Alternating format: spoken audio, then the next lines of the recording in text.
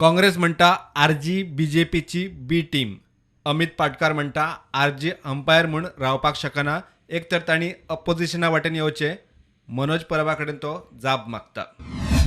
जो प्रयत्न बीजेपीन 2022च्या असेंब्ली इलेक्शनान केलो, बी टीम हाडली, सी टीम हाडली, ते म्हाका दिसता हें गोंयच्या जनतेच्या मुखार एक्सपोज करपाची गरज आसा.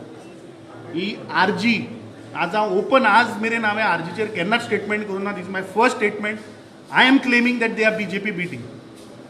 तुजो जर तर if you are fighting the BJP then you be with the opposition. You can't be an umpire. तूं अंपायर न्ही. Either you can be in ruling, you can be in opposition. Make your stand clear. तूं तांच्या बरोबर आहा काय तूं ऑपोजिशना बरोबर आहा. Because in assembly opposition is fighting united, but Manoj Parab is trying and going meeting all BJP friends. So what type of politics is Manoj Parab trying to play? I think he needs to answer to the people of Goa. काँग्रेसीची लोकसभा वेंचणुकेचे नदरेन पणजे बसका जाली. थंय काँग्रेसीचो गोंय प्रभारी माणिकम टागोरान मार्गदर्शन केले. समविचारी पक्षांक एकठांय हाडपाची strategy.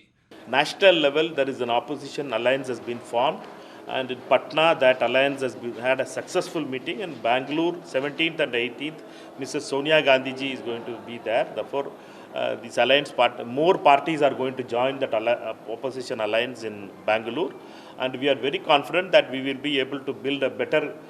We will work. We had asked the CLP leader Yuri to work with the other like-minded parties in the house and outside also. We had asked the PCC president to work with the like-minded parties in the ground in the state also. प्रुडंटा खातीर शिरीष कुंकळेकार.